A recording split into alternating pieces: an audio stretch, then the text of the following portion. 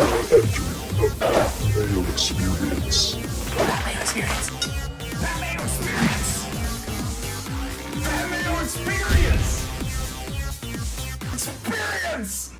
Welcome to another edition of the Dog or Pass podcast. This for UFC Fight Night Brasilia, coming off of the heels of a UFC 248. Pretty good card all the way around, except for my co-host, your friend of mine, Cody Saftic. What happened on the shoey in of the week? What happened? Jamal Emmers. Where was this wrestling? You just teed it up. Where was this wrestling? You just teed it up right then as this like pretty good card all around, except for I thought you were gonna say the main event, and then you just had to go down that road. No, yeah, Jamal That's Emerson. what the people are here for. For sure. And as you all know, today is Shoey Day. And yeah, there will be a Shoey done at the end of the show, so stay tuned for that. God bless my soul. And yeah, I don't know. Listen, Jamal Emmers clearly did have the wrestling advantage. In the second round, he gets the takedown like nothing, Paul. Why he decides to just jump to mount like that, I'm not understanding. Like, I don't know. You got to love the Randy Coutures of the world. They get the fight to the ground. It's like, let's just stay in half guard. Let's just hold this guy down and pound him.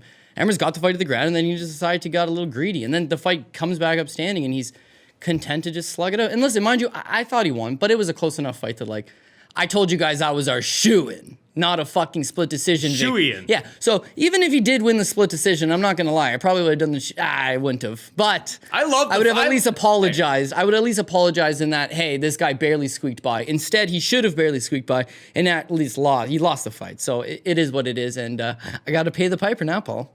I like the fact that you just offered up your services for this. So yeah, I will tell people that I have got a look at the shoe. It's not so much a shoe.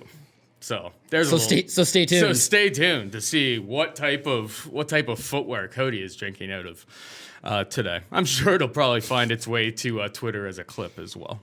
But last week had a couple winners in all of the little giveaways and draws. Pat's just like throwing cash at people these days. So the $100 winner for giving the podcast a 5-star review, liking the show, and whatever. What is the thing again? You got to give the show a review. You got to give it a 5-star rating. You can do it on iTunes. You like can do it on Stitcher. You can do it on wherever you download your Podomatic. podcast. Doesn't really matter. Do it. Pat just seems to week in, week out just be giving out $100 winners right now. So that's some good money. And then we had Fly Guy Ryan. He won $20. Sorry, for the $100, it was the Ram 3. So congratulations to you. $100 to you. $20 to Fly Guy Ryan. This week, same thing applies for the iTunes review, all of that type of stuff. So, we just kind of. I know you hate doing these, but yeah, I think the people know what you're talking about. Yes. If you've listened to any of these, you know what's up. And that's the easiest money to win. And then this week, kind of looked up and down this card. A lot of these free cards get a bad rap. A lot of fun fights on this card. Fights that I'm like, all right, I can fuck with this. I can fuck with this for sure. So what you got to do is on YouTube here, give the episode a like, leave your DraftKings handle, and say what you think is the front runner for fight of the night. Pat's just going to go through randomly. So if your guy ends up being fight of the night and the person who ends up winning did not have fight of the night, it is just an absolute random draw crapshoot. So be wary of that. If people are like, this guy picked this, but it wasn't even the fight of the night, like, this shit doesn't matter. It's a random draw. It is. You just have to physically put your DK handle and like the show. Mm-hmm. You are entered in the random draw. Yep. All right. I think that's all the housekeeping for this week. So yeah, at the end of the show, there will be shoeys. Shoey time. Shoeys will be going down. And that way I can describe my experience for you. All right, we got Kevin Lee taking on Charles Do Bronx Oliveira in the main event of UFC Brasilia. Kevin Lee minus 140, Do Bronx plus 120. Cody, take it away. Well, what version of Kevin Lee is going to show up? Because if he shows up on all cylinders, Kevin Lee is honestly one of the more talented guys in the world. I mean, especially at 155 pounds, he's got the size, he's got the wrestling, he's got the striking. Everything's kind of coming to his own. And again, there's just like these glimpses of brilliance. You look back at the Tony Ferguson fight. He easily wins the first round. He mounts Tony Ferguson at the end of the first round. And then whether it's a bad weight cut, whether it's a staph infection, whether it's who knows what, the wheels kind of fall off. He rebounds by beating up Edson Barboza worse than you've ever seen any man ever thrash Edson Barboza. It's a night and day. Just like, oh man, he's finally putting it all together. Loses to Ally Quinta. I wouldn't say embarrassed in that fight, but you see what I mean? It was just like, he either looks remarkably good, just like astonishing. Or, oh, geez, he fatigues after a couple rounds. Oh, geez, maybe he's a little too big for the weight class. You just never know what to expect. The last time out, coming out against Gregor Gillespie, he's on a 2-fight losing streak. He's lost to Ali Quinta. He's lost to Rafael Dos Anjos. He's lost whether he should fight at 155 pounds, at 170 pounds. When he lost to Dos Anjos at 170, comes back to 55, takes on Gregor Gillespie. It's an even money fight for the most part. There are people backing Kevin Lee in this spot. And he gives you another one of these brilliant Kevin Lee finishes where it's just like the head kick knockout in itself. If it wasn't for Jorge Masvidal running across the ring with a flying knee, probably wins KO of the year. Like, it's nasty. You see the glimpses of where this guy's at. And all of that he has to offer is enough to beat Charles Oliveira. It just depends on like what version of him's going to show up. Again, he always struggles with the 155-pound weight cut. That's why he wanted to go to 170 in the first place. That's why he made excuses in the Tony Ferguson loss and in the Ali Quinta loss. It's a bad weight cut. I'm too big for this weight class. So again, this is definitely one of those fights you're going to want to see him on the scale. Like, he might be one of those guys that weighs in a little bit late. He's going to look drained. Whether that affects the performance, I don't know. But it is a 5-round fight. And Charles Oliveira is just very, very sneaky. Very potent with his finishes. If he extends him out in the later rounds, he can catch him making a mistake, because Kevin Lee tends to make more mistakes the longer the fight progresses. And you don't want to go to that zone with Charles Oliveira, who can not only knock you out, but he can submit you as well. Charles Oliveira used to be a guy tee, where we'd like see We're gonna him get to that looking next, for the door as well, right? So, but I don't know. I think maybe the Bronx has actually seemingly taken a turn. Like, places in the past where he used to wilt, the esophagus tear or whatever like that. Yeah, number of examples. Felder. It's like once he wasn't able to get the finish on him. Like, we've seen this guy. It's like once he gets you in the best spot. Like, I could see him like getting onto Kevin Lee's back, riding out the entire round, not being able to get the finish, and then round 2 kind of crumble. That's what we had seen in the past. I don't know if that's the same Charles Oliveira anymore. He seems a lot more confident, and seems to have. He seems maybe he's always been scared. I don't know. I'm not a psychologist here. I don't know exactly what's been going on in his head, but we've always seen spots where he just kind of crumbles under pressure. And this is going to be a lot of pressure. This guy's, to my knowledge, this is his first main event in his UFC tenure. The guy's basically he's at home in Brazil, and he's probably a fight away from a title shot. He's grown up in front of our eyes, but yeah, unless the Bronx's striking has been looking on point recently. I think it's hard, as you kind of said, to lay any sort of money on this until we see what happens at the weigh-ins. I don't have any concerns about Charles Oliveira, a guy who used to fight 145 pounds. But Kevin Lee, he's been pretty obvious about how he doesn't really like cutting to 155. So coming back down here for a fight in Brazil, away from your comfort zone, everything like that, it will be important to see what Kevin Lee shows up. But I am with you. I think Kevin Lee has all of the tools to win this fight and like keep Oliveira from taking him down, essentially. I think he just has the ability with his wrestling to keep this fight on the feet. I think it's competitive, but I like Kevin Lee, a healthy Kevin Lee, to be able to at least win 3 out of 5 rounds. Yeah, and so I guess it comes down to, is he in good shape? Is he healthy? And is he motivated? And from everything that you've seen, the indication is yes to all 3. I mean, he's clearly very motivated, but he seems dialed in for this fight. He seems in great shape, and we have to give him the benefit of the doubt that maybe if both guys have turned the corner, then which style do we like more? And I'm going with the wrestling boxing of Kevin Lee. Taking out the, him getting knocked out by Leo or dropped hard by Leo Santos back in the day. Taking out the, do I think he's changed? Taking out all that stuff. He's just got the better skill set to physically win this fight. And then you got to factor in the size, okay? Kevin Lee's a monstrous 155-pounder. Kevin Lee was so big for 155, he said, you know what? I'm going to 170. Goes to 170, didn't look out of place. So now that he's back at 55, we know he's going to be big, whereas Charles Oliveira is the career 145-pounder. He's been doing good at 155 pounds, but that doesn't mean he's a big 55er by any stretch of the imagination. So as far as his striking goes, yeah, he's made a lot of improvements with his striking, but Kevin Lee's the best striker he's fought in a long time. The guy doesn't move his head. He throws out these long man jabs, these long man right hands, but he doesn't move his head. He's defensively not very responsible. Just no one's really been able to capitalize. Whereas I think Kevin Lee is going to be capitalizing on that because he's bigger, he's longer, he's got a longer reach, and he's going to be touching him up first. Then as far as the ground game goes, there's no doubt in the world Charles Oliveira is much better grappler than Kevin Lee. Could he submit him? Yes. But getting him down is going to be the hard part here because I don't know if he's physically strong enough to just peel him to the ground. Like Damian Maia. Damian Maia doesn't have to be the better wrestler in the situation because he's physically strong. He's got a way to get the fight to the ground. Oliveira's got to rely on the scramble. He's got to rely on a quick scramble to take that back. If he does take that back and it is a Felder type situation where he locks in a choke and doesn't finish, Well, now we start to worry, did he burn out his arms? Did he go for it all too fast? Like, Kevin Lee's been in big spots. And that brings me to my last point. When you look at Kevin Lee and the guys he's been fighting, it's the creme de la creme. It's the best guys.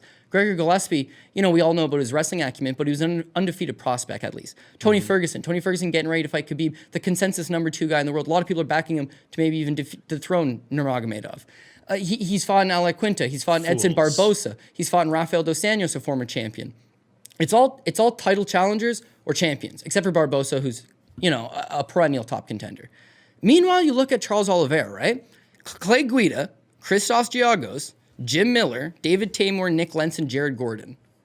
None of those guys are ranked in the top 10. None of those guys are really top 15 fighters, for the exception of... No. None of them are even top 15 fighters. So Kevin Lee's fighting all champions and title contenders, top 5 guys, always gives a good account of himself, win or lose. And Charles Oliveira is looking fucking awesome. And against Brazil. Yeah, I don't know. Sure, Brazil, if it goes to decision. Charles Oliveira is not a decision fighter. No. And Kevin Lee's really not a decision fighter either. He has the tools to go to decision, but recently it's just like kill or be killed. I honestly do think that leaving Vegas, training at TriStar, getting some different looks, whereas I thought this is a lost man looking for something else, changing weight classes, he appeared to be lost. He's confident right now. Coming off that win, he feels good. And I got to say, at minus 140, I got to back Kevin Lee in this spot particularly. Gilbert Burns takes on Damian Maia. Gilbert Burns minus 175. Damian Maia plus 155. This was like minus 220 Burns. Money has been coming in on Maia. It makes sense to me that like people are, it's like almost plus 200. People are taking their shot on old man Damian Maia. I would love to see these two guys find their way to get to the canvas, but I think it's probably going to end up. I guess Damian Maia could take him down, but why? What? I think this is going to end up being a striking affair. I don't know. Do you think Maia has such good top control? Maybe he takes Burns down and then hangs out, but I would love to see it. I would love to see it. If this stays on the feet, all around start on the feet, I like Gilbert Burns, just younger, faster, more athletic at this point in his career.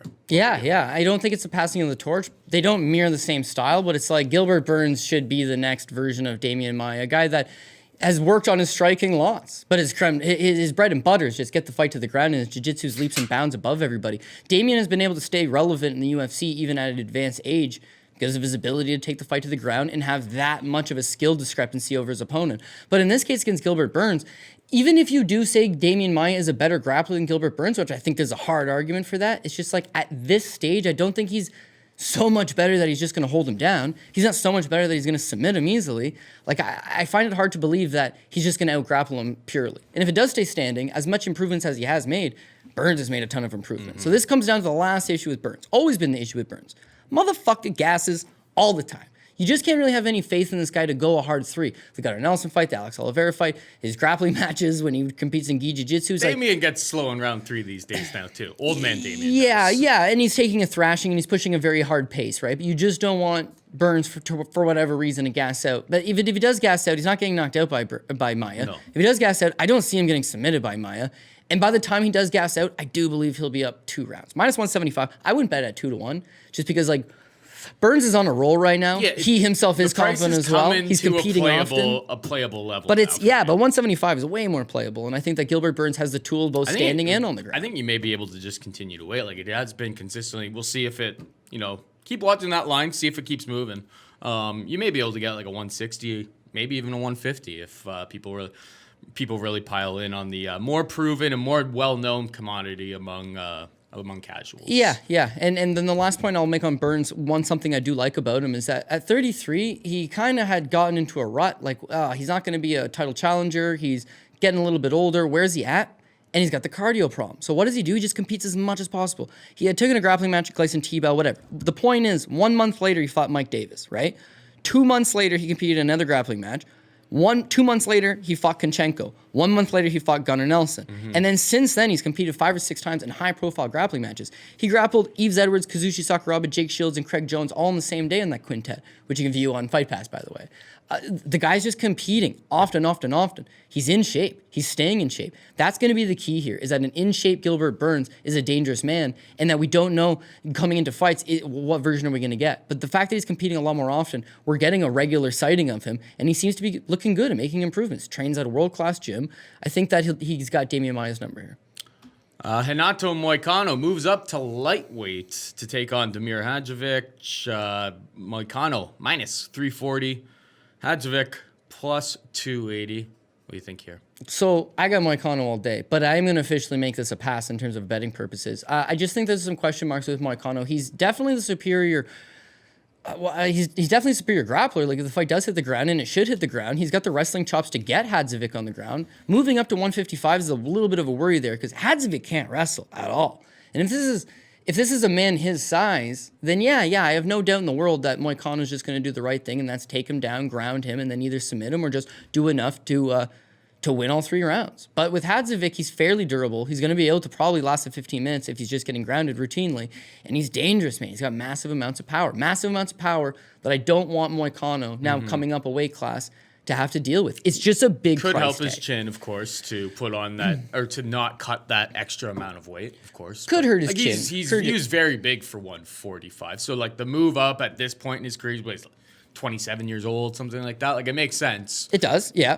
To be making the move at this point in his career. And I don't think he's damaged goods by any stretch of the imagination. Again, he's 30 years old, by the way. But it's the fact that you had never really seen him get chin checked. You never really seen him get stung. And now he moves up the ladder and he's taking on better guys. Jose Aldo is Jose Aldo. You know, he's one of the greatest ever. He's a former featherweight champion. That's not that big of a deal. Chang Sung Jung, he's one of the best to do it. That's not that big of a deal. But now you've been massively knocked out in your last 2 fights. The one against Chang Sung Jung, 59 seconds. Almost just like a ding out over. Yeah, that's all Hadzovic has. The Bosnian bomber literally has one thing. He'll throw flying knees, he'll throw bombs. And I've been known before, obviously the Marcin Held fight, where he got grounded in the first round. He got grounded in the second round.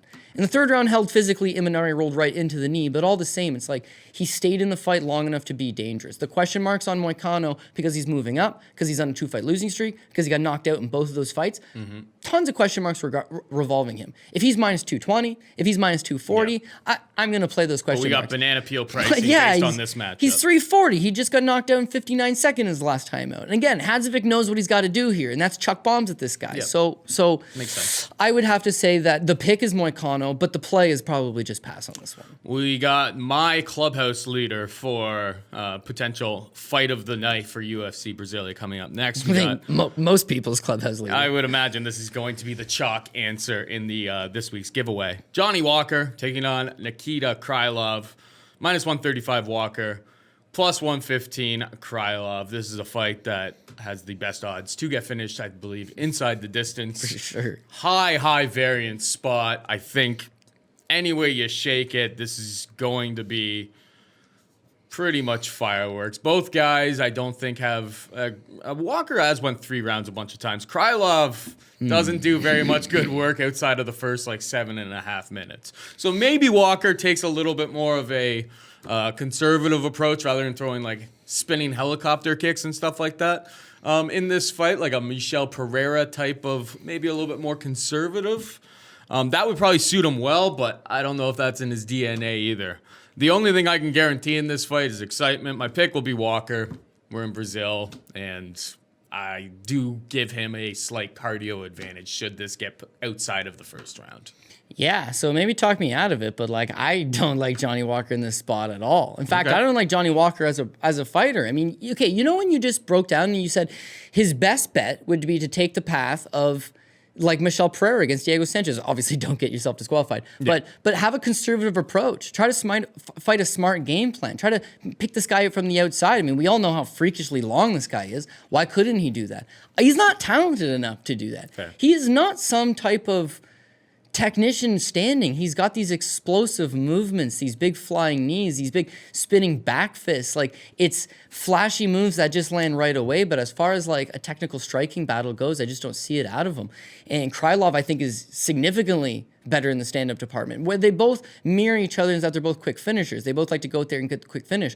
But with Krylov, it's he puts it on these guys. He's got a nasty body kick. He's got a good punching game. He rips them to the ground. Technical. Yeah, he gets them to the ground. He'll try to submit them if he can. He goes for 2-3 minutes and puts them away, or he tires himself doing it. Whereas Walker's not doing that. Either just lands one quick move. I don't want to call it a fluke move, because he has landed it a few times. But when you look at his wins, it's like, holy fuck, man, I didn't see that one coming. Oh, fuck, man, didn't see that one coming either. And then finally, it's like Corey Anderson, a guy who's not known for his punching power in the slightest sense of the word, just easily goes and fucks his life up by throwing a couple technical punches, right? Walker And we were on that. Yeah, we were, because we didn't buy into the fact that Walker is a big height We tough. thought that we did not think he was first round knockout. We were thinking he was going to go the wrestling route and tire him out in the first. He would use his wrestling and his cardio advantage. Yeah. And again, everyone just loves to Johnny Walker. But like, remember on the Contender Series, we're like, he's getting his ass beat before landing that knockout blow. By Frankenstein. His chin's not that good. He can't take a great punch. What he does have is freak explosiveness, and he can land that one big kill shot on you. But Krylov's not going out there and getting caught by those freak moves. He's tiring and getting fucking submitted. Or in his last fight with Glover Teixeira, it's a close split decision. I mean, that's after why I 3. think, like, Johnny, when I say more conservative approach, I mean, I know he's super tall, which is, like, not the ideal situation, but I don't think his wrestling's any good. But if he could get this fight to the mat, he's going to have a massive advantage. Like, Krylov, you get Krylov down to the ground. Like, he doesn't typically get up. Misha Shirkinov, sub. OSP, sub. Like, Krylov is very live for the first round submission. So just But he's got to get it there, and I don't see the wrestling game from Johnny Walker to get the job done. But I'm saying though is like, oh shit, Misha Cherkinov, the highest level jiu-jitsu in the division, high level black belt. Oh, Jan Blachowicz submitted him. Jan Blachowicz is also a good fucking black belt, very good grappling game. And Glover Teixeira, which is a split decision, he himself choked out OSP. So it's like, I don't know, man. I think his grappling's not all that bad. It's just when he's matched up against the best grapplers of the division, he's having a hard time. This is not one of the best. Walker might be one of those Brazilians that just has a black belt, but he's not on that level. Even if he does get the fight to the ground. You're right. If he tires out Krylov and he gets him to the ground, then that's his path to victory, sure. But if he takes a conservative approach early, I think he gets knocked out. If he goes guns a-blazing after him, it's going to be a crazy fight. It is going to be that front run for fight of the night. But I also see him getting knocked out. The plus 115 all day, because it's definitely a fight with so many variables, right? High variant. Yeah, you're going to just take the dog on either side. This is a 50 fight, no matter how you square it. The majority of my interest will be on the DraftKings perspective. You got to have a side. You're going to have the winner in this You're going to fight. have a side. Very likely. So I'll take the guy that's because they're right in that value. mid-range, I believe, and yeah, both of them can clear their numbers. With an early finish, early knockout. I think, for the fight to go or not to go to the distance is like almost minus 500 now. Like, this is like the finish on the card. Most likely finish on the card. Yeah. And because it's striker versus striker and it's going to be a quick finish, we're assuming knockout.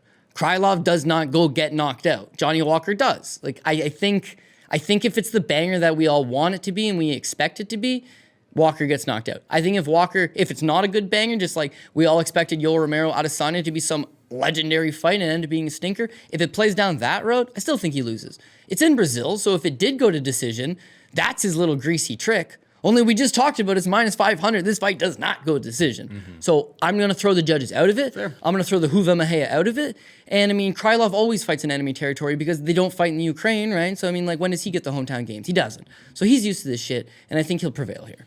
We got Francisco Massaranduba, Trinaldo taking on John the Bull Makdessi. Trinaldo minus 160, Makdessi plus 140. The old Brazilian Redwood still have one in them here. That's the real question, I think, because the crowd is going to be, anytime they go to Brazil, the crowd is a very pro Francisco Massaranduba Trinaldo. But the guy's in his 40s now at the lightweight division. It's just like, but he's one of those guys that just doesn't age into their 40s. I mean, he doesn't age, the fucking guy. I know, but like I feel like we're gonna see him fall off a cliff soon. I don't think this is the spot.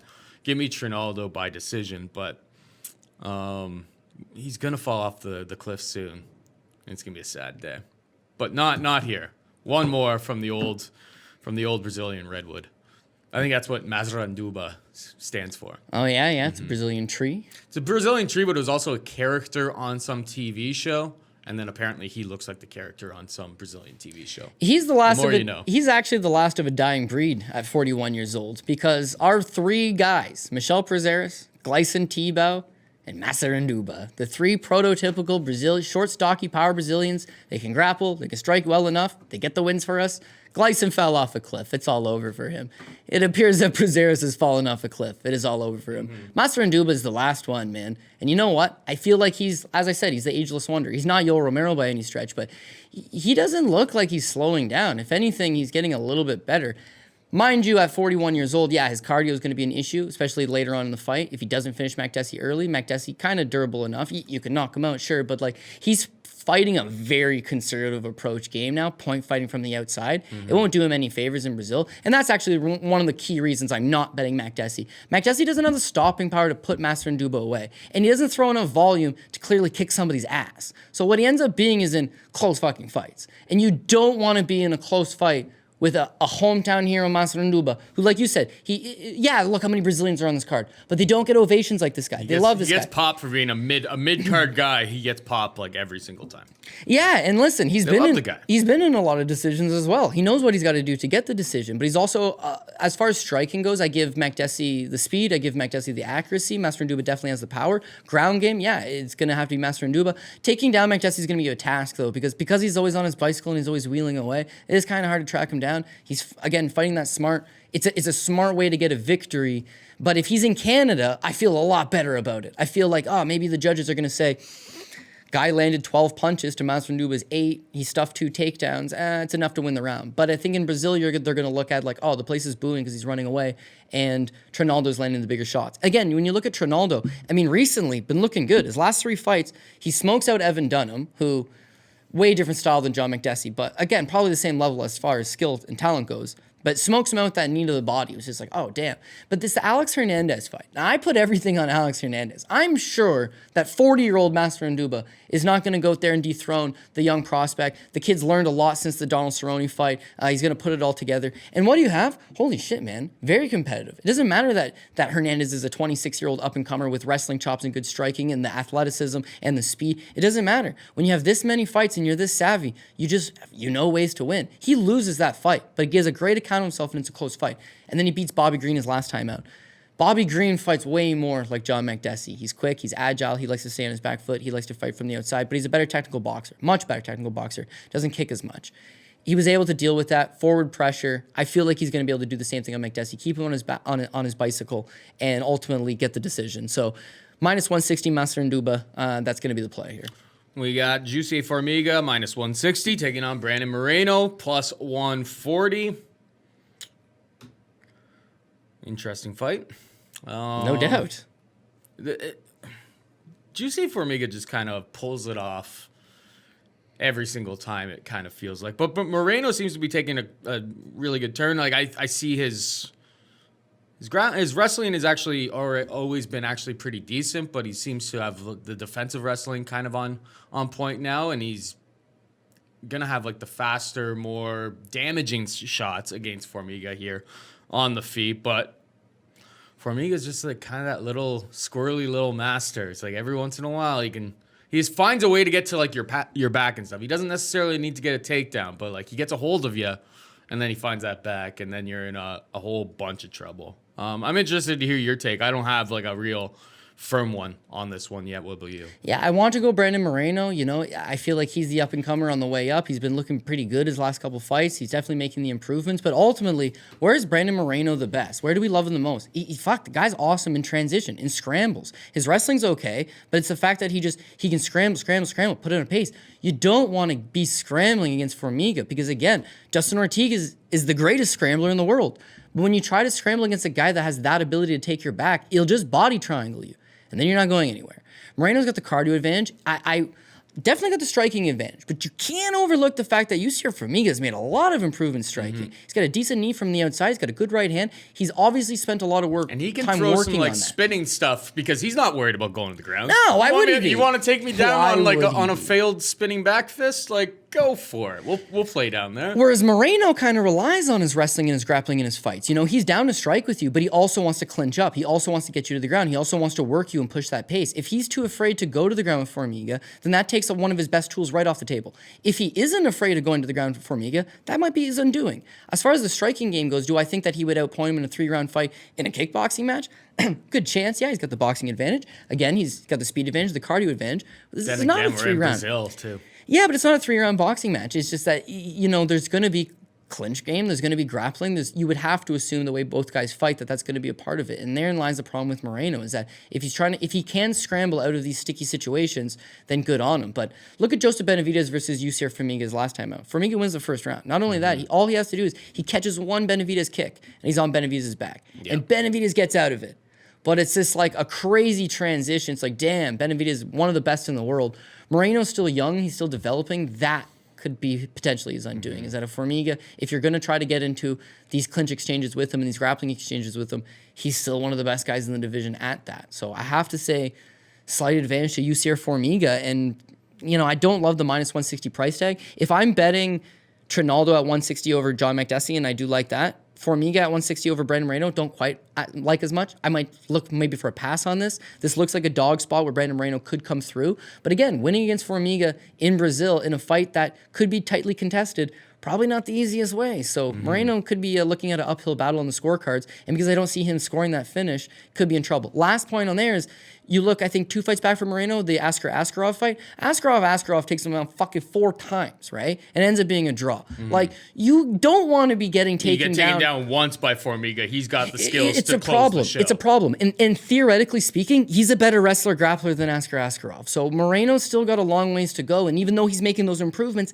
it might be a little too much too soon for him. And for that reason, I'm going to go Formiga. We got Amanda Ribas taking on Ronda Markos. Ribas minus 340, Markos plus 280. Ribas was supposed to take on Paige Van Zandt in this spot. Van Zandt pulls out. I guess Markos pulls in.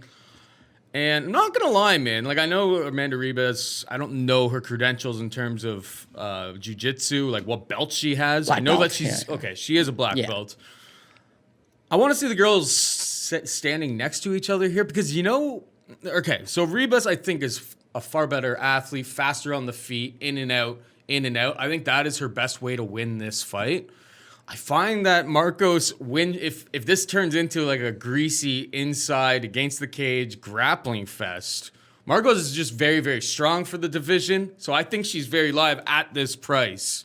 I'm interested to hear where your take, like, because I am much more drawn. And listen, anybody who's watched this show forever knows that, like, I basically never bet Ronda Markos. But at this price, this spot, and if it turns into, you know, Markos just attaching herself to her, using a perceived, from me at least, strength advantage, and just riding out rounds here, I could see Markos coming away with a win. And at plus 280, you could twist my arm. Yeah, well, there's the big one. Do I want Ronda Markos? No, but at plus 280, it's like, oh man, this is a card that you're looking for dogs. They're not readily available. You don't see a ton of them. This is not only a dog with a shot, but like they've given you a very, very, very appealing price tag for her. Amanda Ribas is just 2 fights into her UFC tenure. And yeah, she got the big win over Mackenzie Dern. And yeah, the marketing machine's now behind her. There's no doubt she's in that fight with Dern probably to push Dern over. She gets the win. Now we got a 26-year-old. She's good looking. That USADA suspension is long in the rearview mirror.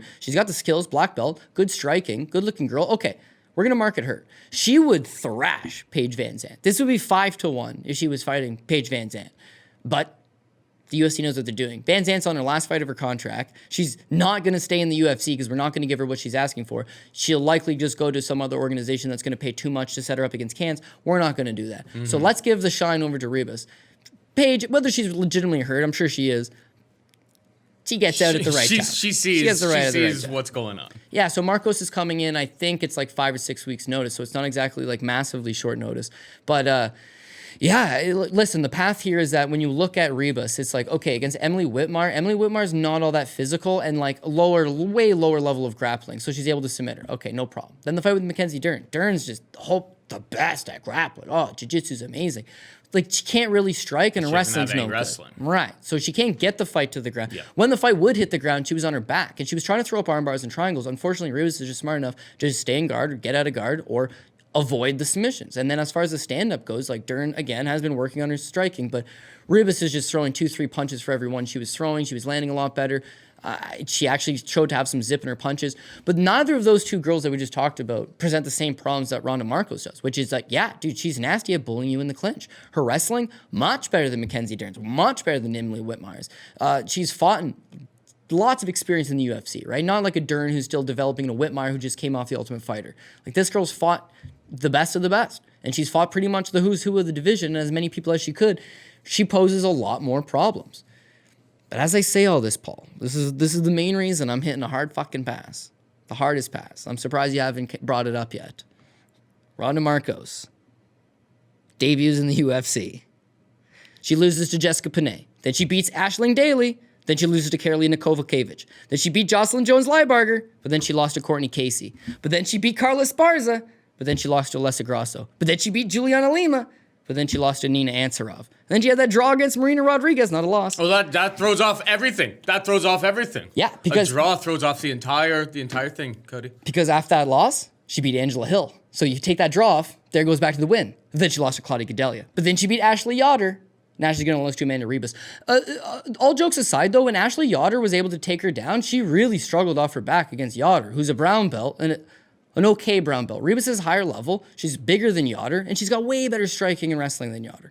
So the fact that Markos was able to grease out a split over Ashley Yoder, she's now taking on a much tougher competitor who's better in all areas and aspects of mixed martial arts. And to make matters worse, she doesn't get that split decision she got over Yoder in Brazil against the Brazilian. So Ribas is no doubt the favorite. But even after I just said all that stuff, 340 is just too big of a price tag. So, and it's been growing, man. It was minus 300 when I originally made the boards, updated today, minus 340. Yeah. It's like we could be getting into, I don't know, plus 300, and I'm going to have a small flyer on Dogger Markos. pass seems smart. Yes. I'm going to hit the pass. The dog, I can't say too much against that. I hear exactly where you're coming from. Yeah, we got Elizu Zaleski taking on Alexei Kunchenko. Probably the second runner in the what's going to be fight of the night for UFC Brasilia. Sneaky. Exciting. I got another one we haven't talked about yet.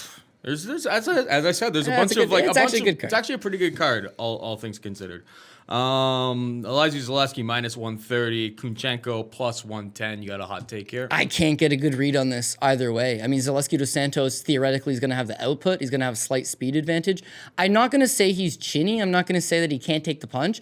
But with Kunchenko, it's like, yeah, at his best, back when he was in Russia, he was just a one-dimensional power puncher. Keep the fight standing, use his boxing, line you up, land that one big shot. As far as the UFC goes, he's not looked good at all. Now he's in his mid-30s. He's 35. He's only signed with the UFC at like 33. But he was 18-0. And it wasn't a ballooned up 18-0. He had legitimately fought some good guys. It's just like his best days were spent in the gym. Legendary sparring sessions in the gym and fights in Russia that, I don't know, you got paid a tremendous amount of money because Russian athletes tend to get paid a tremendous amount of money in Russia. But it's like when he came to the UFC, I thought right off the get-go we weren't going to have an awesome version of him. And so far, they've done everything they could to build this guy up. They give him Thiago Alves in his debut. He does not look good against Thiago Alves. By the numbers, he actually got outstruck by Thiago Alves. His next fight's Yushin Okami. The fight makes absolutely no sense. There's no point of even talking about it. And then his last fight against Gilbert Burns, again, what I'm noticing out of there is that he's good for maybe at most 15 significant strikes per round. He doesn't have a whole lot of, because he's relied on his power so long. Now that he's an elder fighter, he's not going to change his game plan. He's not going to suddenly try to take you down. He's not going to all of a sudden try to throw more. He's not going to all of a sudden try to establish some wicked jab. He's going to try to line you up with that right hand, take his time, and nail you. It's just I'm noticing from him the power is not translating at the highest level. Mm-hmm. That punch isn't coming, and he's waiting a little bit too long. Now, Zaleski dos Santos don't wait at all. He comes and he brings it right to you. Yep. But that is why I can't get a good read on there. It's like, that's what Kunchenko needs. Kunchenko needs someone to come at him. Someone to be aggressively that he can, him. That doesn't have a great Izzy chin. this past week. It's like, look at all of Izzy's best fights is when he's had forward pressure opponents. Yeah, exactly. And that's what I see with Kunchenko. Again, when you see him fight in Russia, it's like, yo, these guys are actually trying to bring the fight to him. And you know what? Sometimes he loses the first round. Sometimes he loses the first round and he's losing the second round, but then he just nails them. He's got that power. He's got that counter-punching ability, and he's got a cast iron chin. He's a very durable guy. When you look at Zaleski dos Santos, it's like maybe that's the one problem. He's looked awesome in the UFC, But he's another one of these guys that's benefited from fighting Keita Nakamura and Sean Strickland and Luigi Vendramini and Curtis Melender, who just recently got cut. Is Strickland still fighting in the UFC? I don't know. No, you know what? I should know the answer to that. But Strickland was supposed to be awesome, and if you've talked to great moment, you've talked to anybody that's trained with him, they rave about this guy. It just hasn't I wouldn't translated. put him in the same conversation. I wouldn't sully his name like you just did by putting him in there with Keitaro Nakamura. No, Not that Keitaro's even Keitaro, that yeah, bad don't either. disrespect Who else did you say? Keitaro. Who else did you say? Luigi Vendramini. Okay, there we go. There we go. Let's not put those guys in the same column. So I'm gonna hit a hard pass on this one because I want to bet the dog Kunchenko, but plus 110 is just not enough dog money on it. But Zaleski, just his last fight against Jing Liang Li. The first round, Jing Liang Li kind of establishes himself, fights very similar to the way Kunchenko fights. Stands his ground, throws his power punches, and there's just not quite enough. I'd give it to Jing Liang Li. Second round, I would give it to Zaleski dos Santos. In the third round, he fatigues a little bit and he gets nailed with that big shot. Gets knocked out. There is definitely a path with Kunchenko in that he just stays in the fight long enough and he lands that big punch. And for that reason, I can't get a great read on it. I feel like my heart's telling me Zaleski dos Santos is going to outpoint him. And if it does go to decision, and Kunchenko's been going to decision a lot more recently, yeah, he'll squeak out that decision. But the other part of me says, you know what? This guy is getting a little bit up there himself. He does fight a bit of a reckless style. And this is not a card where all these favorites and all these Brazilians are going to win at home and it's going to be a Cinderella story. There are going to be some upsets and some of these guys are getting knocked out. He's got the most volatility to his game. And for that reason, smartest path is probably just to pass on it. This next one, there's a heart telling me something about this. So we got Enrique Barzola taking on Ronnie Yahya. Enrique Barzola is minus 185. And Ronnie, your boy Ronnie, the guard puller, gasses every third round. Oh, man. Is plus 160. I feel like this is going to be that moment where we'll talk about it in DraftKings, but I'll talk about it a little bit here. Every single card, basically any time that Barzola's on a card, I'm like, wow, this guy, he has the ability to just spam takedowns and get lots of takedowns. But then a lot of the times you're like, Enrique, why are you striking with this guy? Doesn't this feel like the time where you're like, all right, Enrique, do wrestle. not go to the ground. And he's Yeah. going to shoot himself right into a guillotine choke right off the hop in this fight. That's the greasy, inner feeling that I've got here. Because, if Enrique Barzola, the other interesting thing about this is that Barzola's moving down to 135. This is a bantamweight fight. So we got to see this guy on the scale. His game could be absolutely monstrous at this division if he's able to make that cut because he's super, super strong for 145. Think about down 10 pounds. That being said, this may not be the matchup to be testing your newfound strength in a new division against a guy with the grappling chops of Ronnie Yahya. Because of Barzola's weight cut, everything like that, it's a hard pass for me until I see the guy on the scales. In a perfect world, I think he just keeps it up on the feet and absolutely dominates Ronnie Yahya on the feet here. Sure. But the problem with Barzola is he never seems to take the best path for himself to get the win in any of his fights. I just totally see him tapping here. I don't know about the tapping part, but up until then, ding, ding, ding. He has the worst ring IQ you have ever seen. It's he bobs when he should weaves. He zigs when he should zags. He doesn't shoot takedowns when they're clearly there, and that's his obvious path. He gets outstruck and somehow thinks he's not getting outstruck and loses. My God, is this guy frustrating. And I've always said, I think he is pound for pound the strongest guy at 145 pounds. I'm not saying he's the best wrestler. He's not the best grappler. He's not the best at anything other than he's so strong. All of his takedowns are muscled. He's not a great wrestler. He muscles everything. Mm-hmm. But Jesus Christ. He's just strong. He just rips guys to the ground. And then he's got the... It's like Merab. Merab is similar. But Merab actually knows how to wrestle. And he's got elite cardio, Merab. Elite cardio. Barzola seems to have elite cardio as well, but because he's muscling everything. Yeah, and there's the other thing. At 135, he's now draining himself. Because he muscles a lot of technique, it's that's a problem. And the problem with having such poor ring IQ is that he's going to get himself in trouble, right? Look at Ricky Simon versus Ronnie Yahya, right? Ricky Simon is a stout wrestler. He's obviously got the striking advantage. Every human being who has fought Ronnie Yahya in the UFC has a striking advantage over him. don't play his game. And Simon does such a brilliant job of just grounding himself. This guy flops over, don't take any risk. Wins the unanimous decision. What I don't trust about Barzola is Barzola might, let's say, we're talking, don't get the takedowns, Enrique. Don't get the takedowns. Mm-hmm. I'm also worried if Ronnie Yahya just sits down. Or if he hits Ronnie Yahya Get in there. and Ronnie Yahya just falls over to his back. That's what he does. He's just going to guard jump puller. right on. He's just going to jump right on. And if he jumps right on, then who's to say he's not going to hit a sweep? And if he does hit a sweep, then you have a bit of a problem. But I'm going to back Barzola. He trains at American Top Team, and they have a lot of Ronnie Yahyas there. They don't have guys fighting in MMA that are Ronnie Yahyas. But as far as jiu-jitsu guys to work with, if they're expecting, listen, this guy can't strike with you, he can't take you down, he's going to try to pull guard, or he's going to try to pull off some random ass move to slip you to the ground and try to take your back. But that's realistically all Ronnie Yahya has. And that's all he's really ever had is these quick submissions that he lands on you, or his whole game just goes to shit. So is Barzola your shoey-in of the week? You know what? We'll get to that at the end of the show. I feel like I got to make it up and take an underdog for my shoey-in of the week just to, because I can't take some big favorite and say, that's how I'm getting back on track. I got to be bold and take some risk here. Mm-hmm. Yeah, I can't say Ronnie Yahya plus 160 is too appealing to me. Barzola at 185, again, if I'm not down with people, I was just talking about how Zaleski prone to making mistakes, prone to just a lot of action happening in the fights. That mistake could be happened. He could lose that fight. With Barzola, it's you know what? Guy makes plenty of mistakes. However, this is a good matchup for him in that Ronnie Yahya just ain't what he used to be. He was very one-dimensional with his skill set a while ago.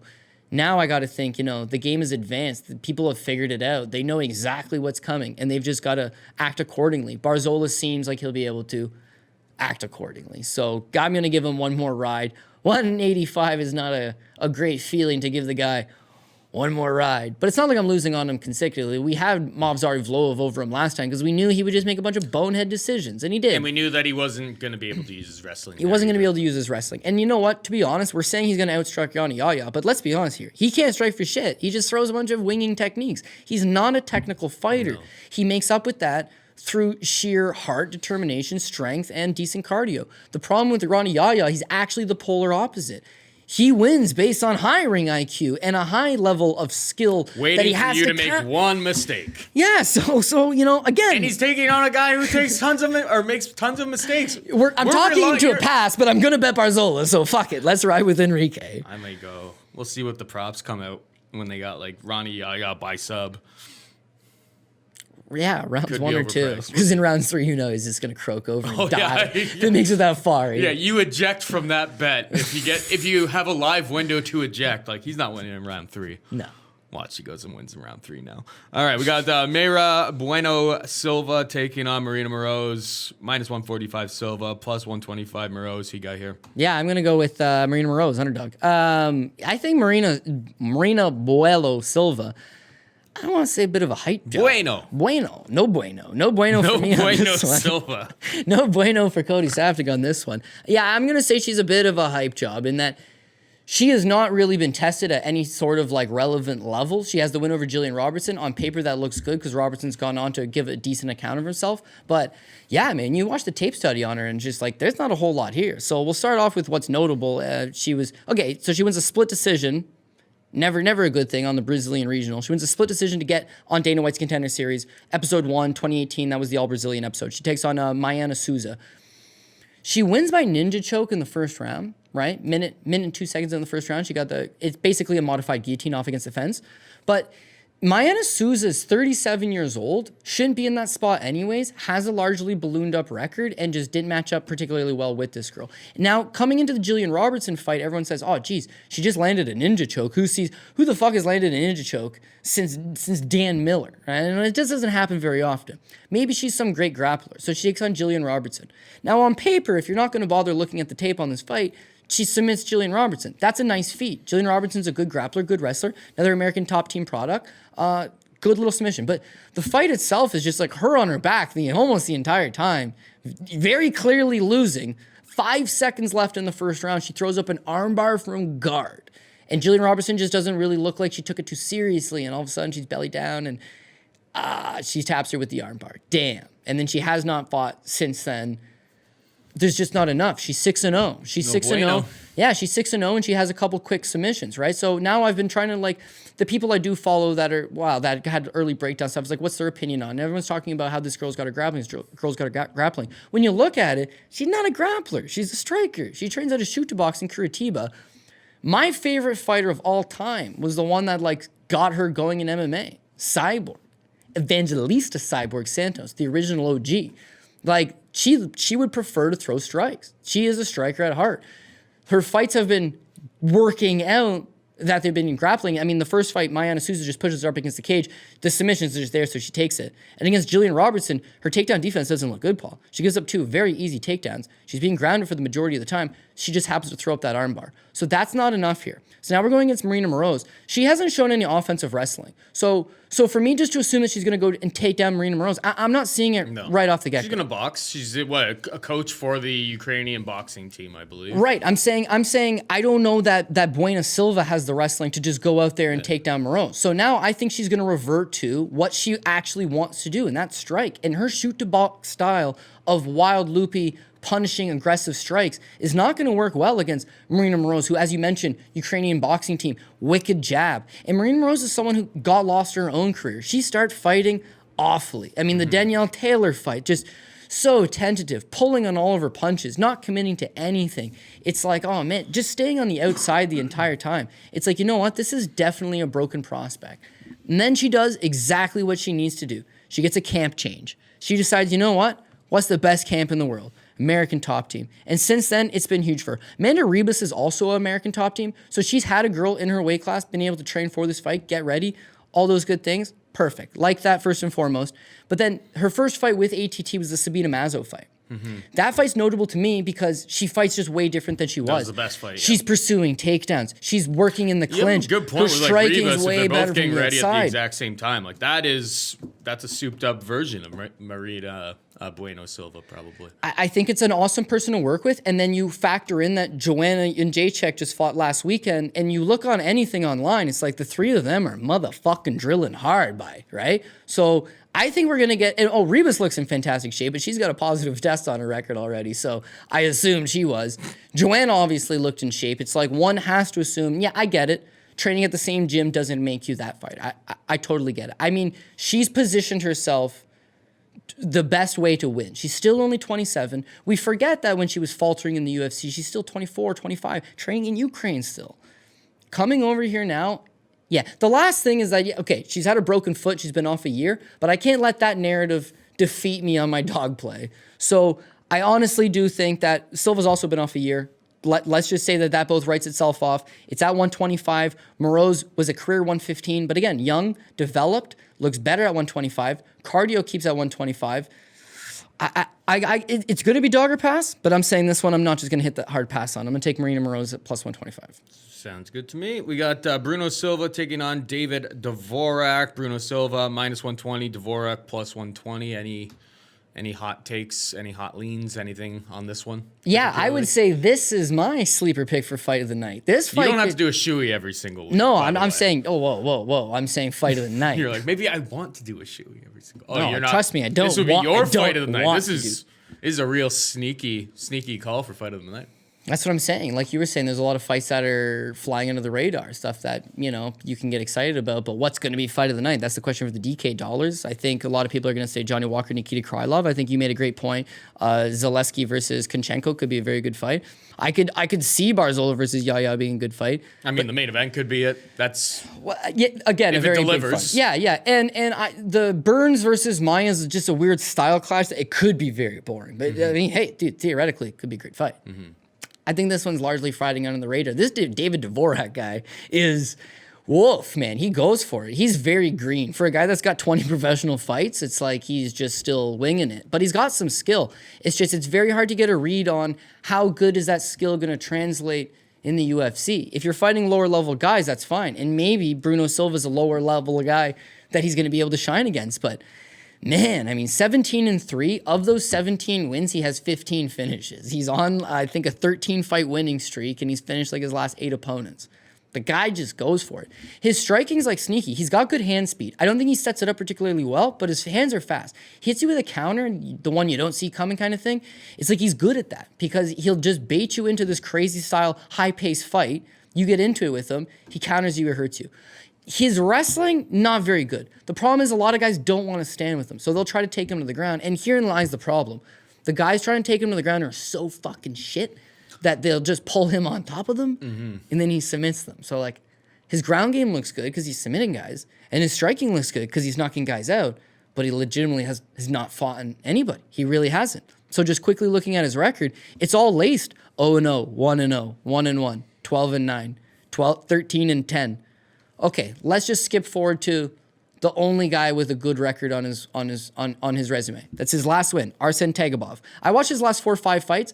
Again, they're nice finishes, but he's getting taken down by lesser talent guys. Unfortunately, when those guys take him down, they can't do anything with it. He's able to just get back up. When he does get back up, or they have inevitably pull him on top of them, then he puts them away.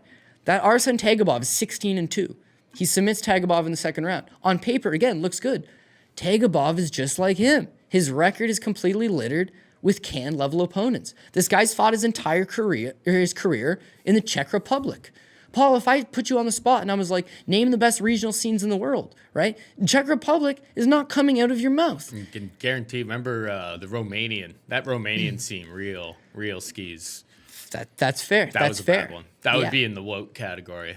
It would be in the low category, right? And so when this guy's 17-3, I could legitimately make an argument that Americans that are 7-1 as amateurs have fought to a similar degree of competition than him. He's had the benefit of fighting 20 times. He's had the benefit of fighting in arenas in front of live crowds and getting all that out of the way, whereas amateur fights are a little bit on the lower end.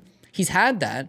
But I mean, this is a big task for him now, jumping into the UFC, coming off a decent enough layoff. I don't know. I would say that there's some question marks there. So what do we think about Bruno Silva? Bruno Silva, first and foremost, the best thing he's got going for him is he's Henry Cejudo's boy, right? He's with the Pitbull brothers daily. He's with Kelvin Gastelum. He's with Henry Cejudo. He's with all those guys. They're training at an optimal level. They're all getting ready for fights.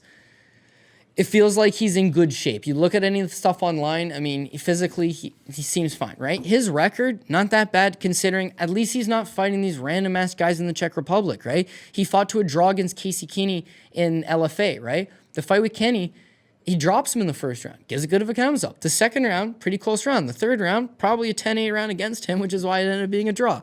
Since then, couple wins, and then he takes on Kali Taha again. Taha missed weight for that fight, right? That fight was at 135 pounds. Bruno Silva, not really the biggest 135er. I could see how over time it's like, man, he made one mistake. He won the second round with his takedowns. He's taking down Taha. In the third round, Taha gets a hold of him, puts him in that arm triangle choke, puts him away. The interesting thing there is, again, Taha's just listed as having beat him at UFC 243 with the arm triangle choke. Taha tested positive for diuretics and masking agents after the fight. It should be a no contest. I don't just know. It hasn't been ruled a no contest yet. Regardless of that, it's like he fought a guy that missed weight and fucking tested positive for steroids, and yet he was taking him down. Masking agents. Why would you be taking masking diuretics? Yeah. Diuretics are used to make weight. He still made weight. So, just not a good, it's not a good look for Bruno. Like, it's like he didn't get a fair shake, so to speak. Ban USADA. That's all I can say. And now you're getting him at minus 120. He's getting the hometown battle, right? Because he is the Brazilian fighter. He's on Tough Brazil. He's got a lot of good fan base in Brazil. Fine. But he's got the benefit that he's training with a world-class team and the greatest flyweight currently in Henry Cejudo. Mm-hmm. I guess he's never fighting at 125 ever again. But all the same, it's like he's with guys in his weight class at a good camp, preparing accordingly, getting this hometown fight in Brazil. That he's trying to take on Su Mudaerji. I always mess up his name. Sumudaerji, right. Sumudaerji, Chinese prospect. He actually matches up good with him as well, but Sumudaerji's coming off that big win over, what's his name? No ring IQ. Second worst ring IQ of all times.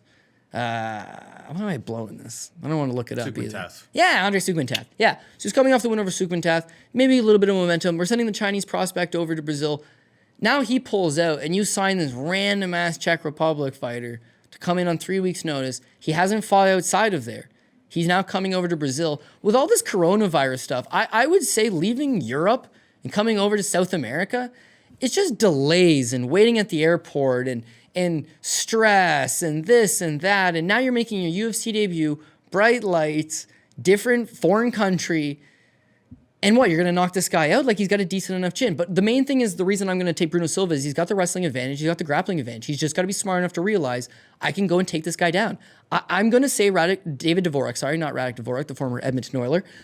David Dvorak could be prime for the getting exposed. He could be one of those guys that's 17-3, smashed a bunch of guys on the regional scene. Krylov, once upon a time, was that guy. Mm-hmm. You come to the UFC, you're going to get exposed. Mm-hmm. I almost get the feeling that Radek Dvorak is here to get exposed in this spot. Radek Dvorak. Dvorak. No, I'm saying. But yeah, anyways. Radek used to play for Radek Dvorak, Canadian, or obviously not Canadian, a hockey player. Yeah, he used to play for the Edmonton Oilers, amongst other teams. He was like one of those guys at the trade deadline, he'd get moved because it was like, we're making a playoff run. We could use a little extra. Dvorak's in a contract year. We can slot him right into our Yeah, for sure. But anyways, yeah, I'm just not, from what I've seen from Dvorak, he seems like one of those guys that, young, up and coming, seems to have some skill there. It's just when you're not fighting anybody, it's very hard to get a gauge on whether that skill is going to translate. And Bruno Silva, at least, has been fighting in America. He's fighting in LFA. He's got his UFC debut already. He gave a decent account of himself, albeit he got submitted in the third. I'm going to go with Bruno Silva. And finally, Veronica Macedo takes on B. Malecki. Macedo, minus 170. Malecki, plus 150. I actually placed a wager in on this and basically only based on the size factor. Well, that's not a bad way of doing it. Here. So I caught plus 170 B. Malecki. Yeah. And literally, I do see the path to victory for Macedo here. She's much faster, much more athletic. I think she could kind of stay on the outside and win just kind of dodging in and out for strikes, but they're like B. Malecki has fought as high as 155 pounds, and Veronica Macedo at 125 has always kind of looked pretty small for the division. She always kind of looked like somebody I thought that could maybe get down to 115.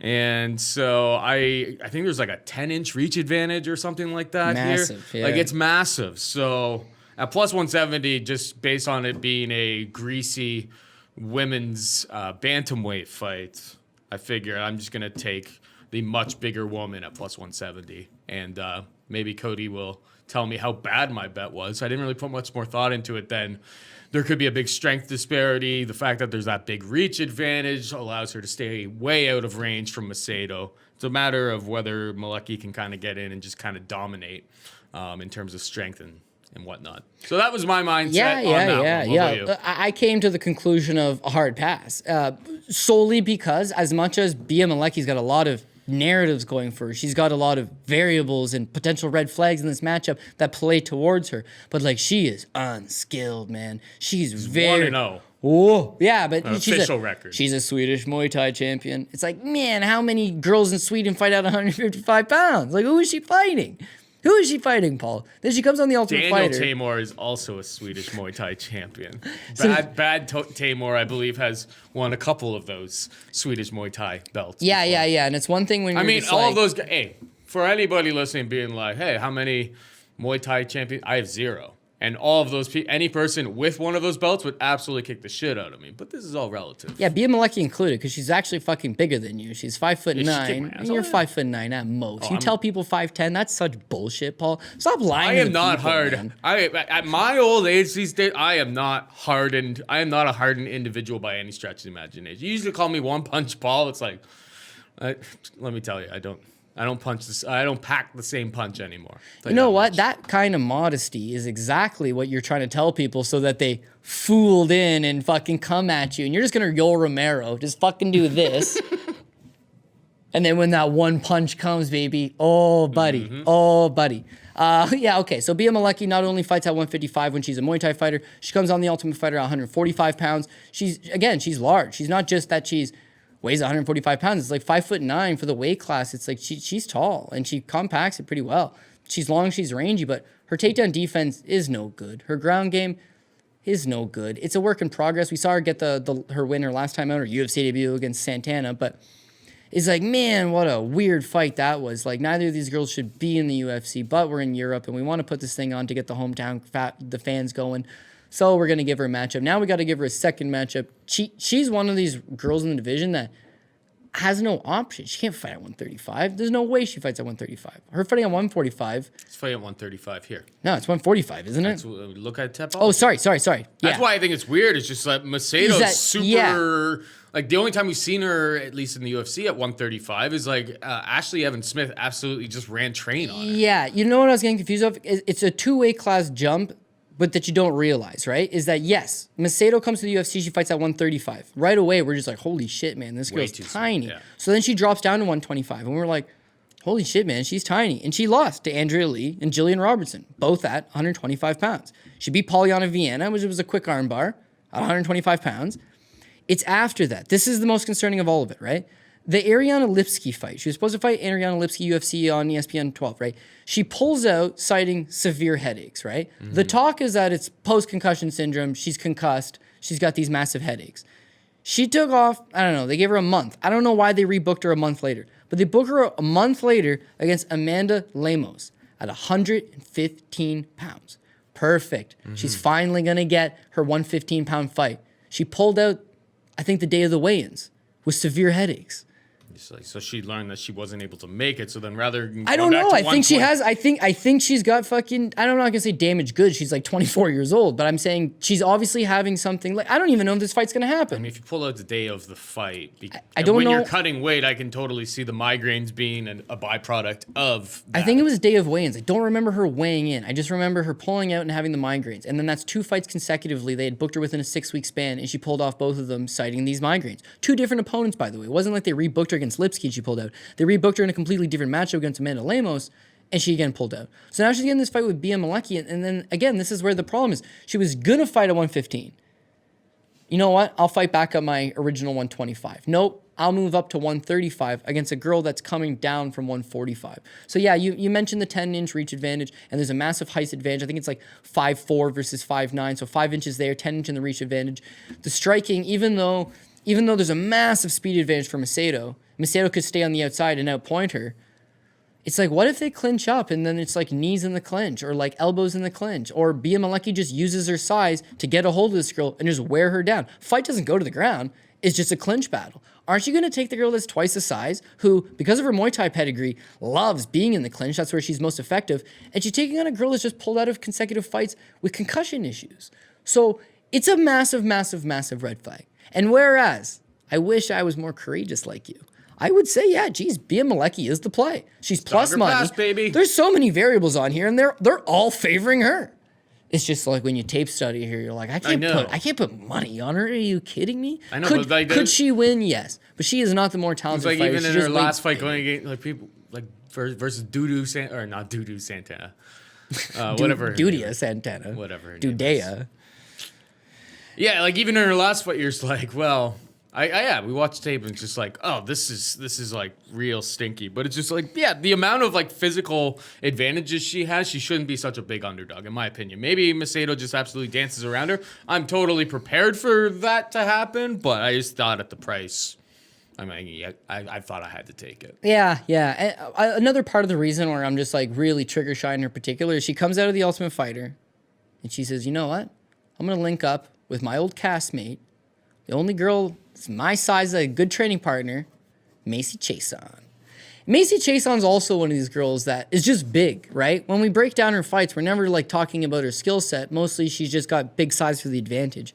And she's just proven to be a massive, massive letdown because unfortunately size isn't everything when your opponent's just far better technician.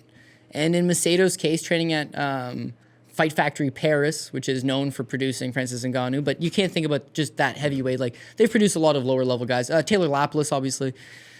She's going to be the better technician. She's going to be faster. It's just like, that might not matter when you have symptoms of a concussion and taking on someone who's twice your size, who's likely to grab a hold of you. So, I don't know. You're saying dogger pass, and I'm going to cower away and hit the pass. All right. DraftKings breakdown for UFC Brasilia. Okay. I mean, just, do it in bout order here. So we got Testudo's Testudo 11-11. 11-11. That is not 1-1-1-1, I am told. It is No, yeah. 11-11. I just read it the way that it looked. But, yeah. So if you didn't know, now you know. But yeah, let's run through the card as it stands in terms of like the actual bout order with the prices, and tell us what you think about this card from a DraftKings perspective, Cody. I'll jump in from time to time. Yeah, fair. I feel like you want exposure to the main event regardless of what side you end up going with. Charles Oliveira has been DK dynamite. When he does fight and he does win, he's absolutely starching these guys. It's just, as I mentioned earlier in the show, I don't think that the talent level of guys he's blowing through compared to a Kevin Lee. And for that reason, I don't see he walks through Kevin Lee. Kevin Lee probably gets this guy out of there in second or third round, $8,300. That's a great price tag if you want Kevin Lee. And so that's a good path there. Gilbert Burns versus Damian Maia. Gilbert Burns at $9,000. The reason I'm not advocating that whatsoever is like Damian Maia is just good at like stalling things out. He could also pull guard. He could also make this a clinch battle. He realizes he's not trying to get into some crazy striking battle. I don't see him getting knocked out. I don't see him getting submitted. So Burns at 9,000, I don't know that he gets the 90 points required out of him as much as he could just win, a lackluster decision similar to kind of what he did against Gunnar Nelson and not get those points. Damian Maia, flip side to that, is like he is also a banger bust guy. He's got to take you down and submit you. And that's going to be a tough submission to find. He could take down Burns, but the submission's not going to come. And he's not going to go out there and score 6 or 7 takedowns. He may get 1 or 2 takedowns. No, if he gets to the ground and he doesn't get a submission, it could be like a body triangle situation where he just stalls. We've seen him do that a whole bunch. Yeah. And speaking of that, we saw that recently in the Luis Pena fight where it's just like, oh man, dominant position. It's like there's no points that can be scored to this. The guys at Fight Metric aren't scoring any of the punches you land from here for whatever reason. They're not significant enough. And you're not getting any transitions from this. They don't score submission attempts. It's a bad position as far as DraftKings goes. And it's Damian Maia's favorite position. So I would have to say that even though he's the value guy at $7,200, it's a pass on there too. Moicano, $9,400 versus Damir Hadzovic, $6,800. Moicano at 94, I mean, that they're guaranteeing you that he's going to go out there and get you a quick finish or just absolutely mop up the floors of Hadzovic. The problem is if Hadzovic does get taken down, he doesn't get back up. So it's not going to lead to multiple takedowns. And he's durable enough that I don't know, he doesn't get knocked out, I don't think. Don't think he gets submitted right away. I feel like he slows it down. I'm hoping Moicano's higher ownership because he's got that big price tag and people are sold on him. I don't know. 9,400, by the way, does not translate to -160 on the money line. No, you need like the first round submission from Moicano in this situation for him to really pay off, I think. Yeah, and in prior weeks when you play the 9,400... And you're running the risk that he gets knocked out up a weight class because we've seen him get knocked out at a lower weight class the last 2 times out, and he's taking on, what's his nickname? The Bosnian Bomber? Yeah. That sounds scary. Yeah, I wonder how the ownership... I never know how the ownership and stuff is going to shake out, but... Moicano is, I guess he would be low ownership in a big tournament. Maybe he's going to be low owned. I don't know though. People like going up to the safety of the top guy. So yeah, I wasn't exactly drawn to him either. Yeah, and the problem I see is if he doesn't win the fight, he does get knocked out, he completely ruins your lineup. He's not one of these guys that lost, but at least still got you some points, and, it's manageable. It's like he'd really put a dent in it. And far side, 9,400, we're going high ceiling. I just think that ceiling's a little bit higher than people are thinking. Maybe people aren't thinking it's 9,400 and we're all on the same page. I'm just saying, I don't think DraftKings got this one proper this week. Krylov Walker, dude, you want one side of it. Yeah, you need one side of it. Krylov at 76 is obviously... Yeah, buddy, I'm going to save $1,000. The upside is a first-round finish. He's got as much upside as Johnny Walker, if not, in my personal opinion, and you save more. $1,000. Yeah, and you're saving $1,000, $7,600. Again, I would have to say... Oh, yeah, sorry, I had the money line wrong on my card. It was 335, but I just saw that. I fucked up something there. But yeah, back on this. You need the winner either way. You want the winner of it. If you're going to play 150 lineups or you're going to play 10 lineups, it doesn't matter. If you're playing multiple lineups, I would say you want some exposure to this. Because if you play one lineup and you're on the wrong side of this, your lineup's fucked. Like, he may score you 3 points. Definitely or like not a cash game. 1.5 points. I'm like, no, this is you're going for it. So as far as like MMA World Cup goes, like if you're trying to, if you had a good week one. No, I'm saying, if you had a good week one, it's like, okay, I'm sitting good in my bracket. You don't necessarily let the other people take the risk. Yeah, but like, if you could be up 30, 40 points. This fight single-handedly, if the guy scores you a point, like that could be the difference of you falling from first to last. So it's got a lot of variables on this fight, no doubt. But yeah, as far as the big GPP goes, I would say that the optimal lineup is going to have the victor of this fight. I'm personally going Krylov. He is the cheaper guy. Just makes too much sense for me. Trinaldo versus John Makdessi. I got Trinaldo. He's too expensive at $8,900. John Makdessi's turned into a point fighter. So funny that you leave TriStar and go to Rufus Sport, and that changes you to like a point fighter. I don't know, but regardless, I can't back my boy Makdessi, even though he's Canadian. It's just not enough for me. Formiga versus Moreno. This could be a lot of scrambles. It legitimately could. But if Formiga fights up to what he's capable of, he's going to do the same thing as Maia, take the back. Once he takes the back, there might not be a whole lot scored from there. Moreno's the sneaky play at $7,400. I think of all the dogs that we talked about on the card, Moreno does have a play. I was hitting a hard pass on it as far as the money line went. But as far as DraftKings goes, because he's got the ability to maybe get back up and the ability to scramble and the ability to... I'm going to pass personally. And the only reason I say that is he needs to work his own takedowns into it. I need takedowns out of these guys. I don't need... If it's going to be a straight striking match, you got to be in Jacek versus Zhang Weili, right? Outside of that, if you're not scoring 100 strikes, it's very hard. You need something mixed in the middle. I think Moreno might be a little bit tentative, not use the wrestling. And for that, I just physically talked myself off that, even though he's only $7,400. Ribas versus Markos. Ribas for $9,300. If she's low ownership, that could actually be a sneaky one, to be honest. I could see a lot of people passing. Guys like you and I are talking about the merits of Ronda Markos. Ronda Markos is hardly ever a great DraftKings play just because there's not a whole lot that goes on. She it's a lot of needs like the from first round submission usually, and she's taking on a black belt. Yeah, so that's not likely to happen here. Tough spot. I could see a lot of cage work and like her just controlling. Yeah. And all of that cage work does not get scored. So, yeah, I would like her more as a flat out underdog, like plus 300 and up, than as a DraftKings play. Totally agree. Like, what's her best? Like, a lot of her fights, when she wins, it's by decision, and it's like 55 points or so, 6,900. She's still not clearing there. Like, getting 70 points from her is like pretty high ceiling for what Ronda Markos has kind of done in the past. Yeah, and then the flip side to Without Ribas, a first round the finish. reason why Ribas at 9,300, like if you are saving the money, you do want to go that direction. Like she is the biggest favorite on the card first and foremost, but also, yeah, we talked about her BJJ black belt. She's also a judo black belt. And that may be the difference here in that Markos' wrestling might not be as effective as we're thinking. Striking advantage goes to Ribas.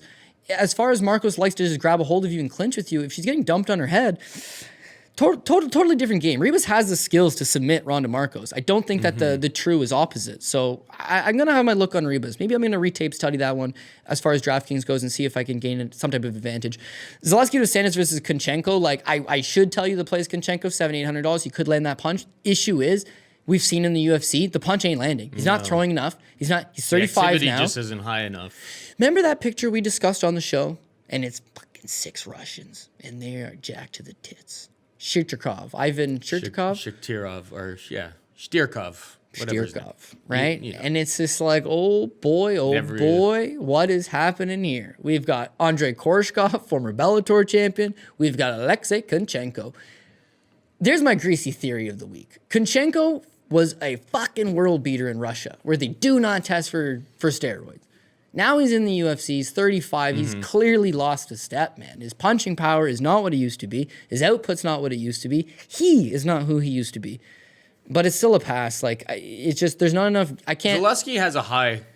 He does, pace but of the Kunchenko's very durable still. And because of that, you know what? He's only $8,400. We've seen Zaleski go to Yeah, the wrestling yeah, as yeah. well a bunch You're of right. times. Like, I think I'll definitely have some Zaleski dos Santos. Shares of Zaleski dos Santos at $8,400. You're not wrong on there. You're not wrong on there. I would say Kunchenko at $7,800. I'm just going to hit the hard pass on there. Barzola, $8,700 versus Yahya, $75. Barzola versus most people, I like $8,700. I always play him. Because, there's And a then I threat tilt the fact that he doesn't go for the takedowns. Now, this would be a situation where I don't want him going for takedowns. So at 8,700, I go, this is a stay away from me. Stay away, because he's not that great of a striker, and there's not enough strikes coming forward. And even if he does hurt Rana Yahya, it's not a knockdown, because Rana Yahya just willingly sits down. And it's not a 5, 6, 7 punch combination you're unloading on him because he just sits down. It's like it's hard to score against the guy, truth be told. Because of that reason, I would have to hit the pass on both of them. Moroz versus Silva. I know I talked about Moroz as an underdog play that I did like, and I do like, but $7,700 on DraftKings, here's the issue. Her punches, even though she's probably a better technical boxer, she has that jab, I don't know that they're going to score it massively in the significant strikes department, maybe 50 or 60. She also might add, I think she took down Mazo 2 times on like 9 attempts or 10 attempts. Like, it's not a great takedown percentage. I think she'll be able to mix up the striking and the grappling enough to secure the victory. I just don't know that I love her as some great DraftKings play. I could see playing her in a cash game because, I mean, even if she loses, she's going to go the 3 rounds, and I think she could score. The ceiling's just not there. Yeah, the ceiling's not there, and to be honest, the basement's not really there either. I mean, it's probably just a pass. As far as the money line, like I said, I do like the underdog. As far as the DraftKings goes, just not enough typically scored from either side. Bruno Silva versus Dvorak, totally flying under the radar for a fight you may need to have on your roster as well. In that, Dvorak has finished 15 of his last 17 opponents. He's on a massive winning streak. He's shown you this is the kind of guy for GPP purposes that you would like. The flip side to that, though, is that I don't think he's ready for this level. This is a huge step up for him personally. And Bruno Silva is a guy that's fought in better fighters than this, has a grappling advantage, and just seems a little bit more well-prepared all around. He could go off for $8,200 and score a lot of points. Flip side to that, I mean, David Dvorak is the kind of guy he's going to throw caution to the wind. He's also now put his name on a UFC contract. A UFC contract that won't be rescinded after this one fight. He's doing them a favor, taking a fight on short notice, going to Brazil. He's got nothing to lose. Nothing to lose could make him a very good DraftKings play at $8,000. Don't take either one of these guys on a cash game team. But as far as GPP, I feel like the optimal lineup's going to have 1 or 2 of these guys. Not both, sorry. You do not want to stack this. And I'm personally going to go with Bruno Silva. And then finally, Veronica Macedo versus Bia Malecki. I would say Bia Malecki, the $7,100, because Macedo could just crumple over. She has really crumpled over before. At all. Yeah. Most of her wins go to decision. She has caught a sub or 2, but like I think it's gonna be hard for her to catch a sub against somebody who's this much bigger than her. Well, that's or that possible. much stronger. Yeah, that's certainly possible. So at least I feel like you probably, even if she gets boxed up, Macedo's in and out and has the perfect game plan, super fast, and Malecki just can't really track her down. It's like I still think that you get at least 3 rounds out of Malecki. Yeah. So at 7,100. At least 3 rounds, and I actually like her to win. Yeah. The other thing I remember, it's her debut, right? But she fought Irene Rax on the regional scene, who's 4-4, has a losing record since then. But it was at 135, and it was a draw. She did not look good. The UFC signs her because of short notice against Ashley Evans Smith. It's her only fight in the UFC at 135. She made it to the 3rd round. In the 3rd round, she was tired. She was broken. You really saw the size disparity, and Ashley Evans Smith just started elbowing her, and that was it. Since then, she's been doing the right things, moving down to weight class, improving, doing all that. That's great. Now she's doing all the wrong things again. Going back up to 135 versus a girl who does have a good clinch game, that could be her unraveling. And I would assume very few people are going to play Bia Malecki, who at $7,100 could get you a finish. Could get you a finish, could get you a decent amount of points. Like the low inside ownership. the distance for this fight is -120 on both sides. Well, there you go. So I would have to say They're that kind of leaning towards a finish happening Yeah. between these two. And I don't think Macedo is much of a finisher. This is a good week to construe the lineup. However, Construct. yeah, I love the Cody Saftic makes up a word game. I do that all the time. If you ever hear me giggle in the background, it's because Cody said something funny. Trust me, I get like sayings and stuff wrong all the time. I just think it's funny. I would like someone to do a word count for our show and be like, oh, Paul said Like 30, 800 words and Yeah, Cody 30. said 10,000 words. I think there was I'm having a conversation with myself sometimes, so I'll make up words to just kind of make it more conversational. for sure. I'm just kidding. No, but I think somebody said that your MMA levels of knowledge was getting to autistic levels in the comment section last week. I thought Yeah, that was it's pretty funny. true. But they meant it from a good way, as Yeah. in like Cody. But Cody no, just yeah, knows my so brain will be much. like, lose this word in the English vocabulary because we need to add some fight stat. You're All kind right. of you're kind of I feel like constructing right now. I lineup. feel like right now you are really dodging the main event Oh, of the let's show. move. Let's move this iPad. because You want me to give? Jamal Okay. Emmers. Well, if anybody was missed last week's episode, have a little listen and viewing of this.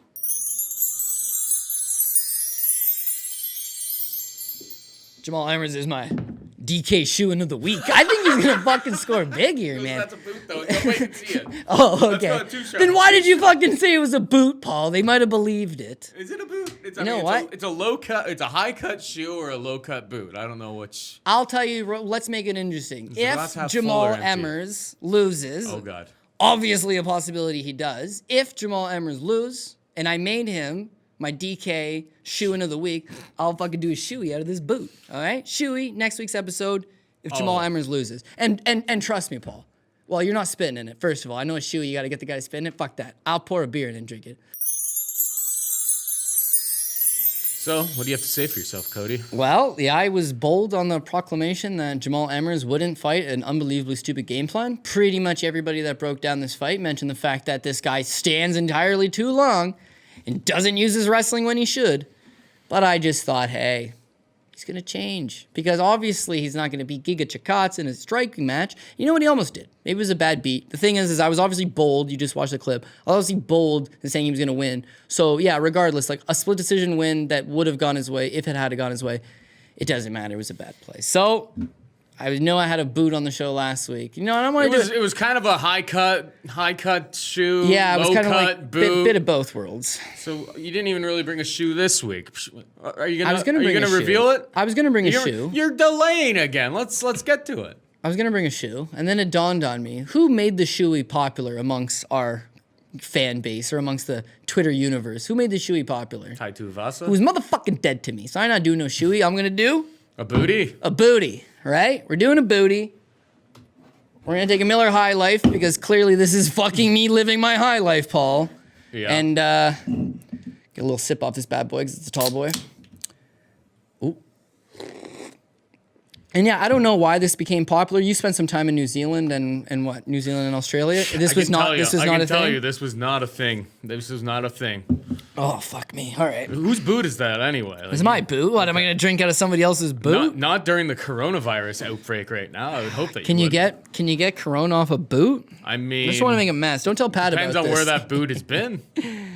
Yeah. Also, Have you poured the full beer in there? no, I want to say there's nothing in the boot because I don't want to pull no dirty. He's got a cup in the boot. It's a dirty boot. Yep. See that? It's a dirty boot. No gimmicks here. Oh, pal. show the boot. Yeah, there's nothing in the boot. Nothing. No tricks here. No fucking hidden gonna- line bag, which would have been genius. Just put a Metro bag or something in there. No. Motherfucker. All right. 4. So, like, how often are we gonna be doing shoeies on this program moving forward? Till I get one right, I guess. We don't have one for next week, but yeah, we don't have to do it every single week. All right. Shoey down the hatch.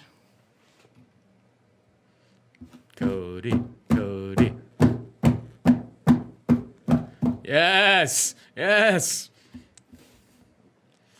is. Oh, so Taitu foamy. Vasa makes it look a lot foamy. easier than you, kid. Oh my god. You know what the problem is? What's that? Nobody pours a beer just downwards.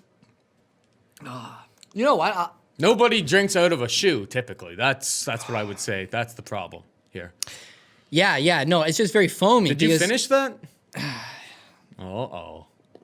You know what? It's a tall boy. Let's get a double shoey in. Double shoey. Double shoey because it was a split decision. And I guess I'll make another shoey bet because I got to get them eventually. Yeah. Oh, I like it. man. Should update your profile. No. Your profile on Twitter says co-host The of double shoey of idiot. Bookie Yeah, Beatdown, yeah, which is yeah. a show that hasn't existed for 2 years. All right. Yeah, I got to change that. Should have your shoey. I just should hope have your shoey I just record hope on it. I just hope that eventually when the legality runs out on it, we'll just change the show back to Bookie Beatdown. But Dogger Pass has got as much momentum, I guess. Yep. All right, double shoey down the hatch because it was a split. You know why? You know why it's a double? Because 2 judges fucked me. One of them was all right. All right. Man of his word, Cody Saftic taking down his booty. We're gonna roll you right in from that. Keep going. We're almost there. What a hero! What a hero! Man of his word. All right. Who's the shoey bet this week? And why don't we run through your the PRP here? Okay, yeah. The Poke Raw Parlay. Living my high life. Kevin Lee, Gilbert Burns, Hinata Moicano, Krylov dog number 1, Trinaldo, UCR Formiga, Amanda Ribas, Zaleski dos Santos, Enrique Barzola, Marina Moroz dog number 2, Bruno Silva, it's minus 120, it's kind of near even. And then, yeah, I'm going to take Malecki. We'll make it 3 dogs. That one's definitely a hard pass, though, for me personally. But yeah, that's the Pogi Rob rundown. And It was a second question. Did you say that you had a shoey? I'm putting You you, know on what? the spot here. No, you know what? don't It's have only to- fair. It's only fair. Here's You what don't we'll have do. to shoey bet every single week. But should I not shoey until I get it? Because it's just coward to do a shoey bet and then never do it again. I mean, I think the Why would I people- ever do it again? Okay, I'll tell you I what. think the people would like to see you do more shoeys. Like that was great no. what we just saw. Here's what I'm there. gonna do. I'm gonna make a shoey bet on this card, right? But if I lose, I'm gonna do a shoey. I'm gonna do a shoey bet on the next one until I get it right. However, if I get it right, I'm fucking never doing a shoey bet ever again. And maybe we should take a poll on the beer I'll drink next time. Although our buddy Rob, what the fuck was that? I mean, that stuff looked like motor oil when I was gonna chug motor oil on the show.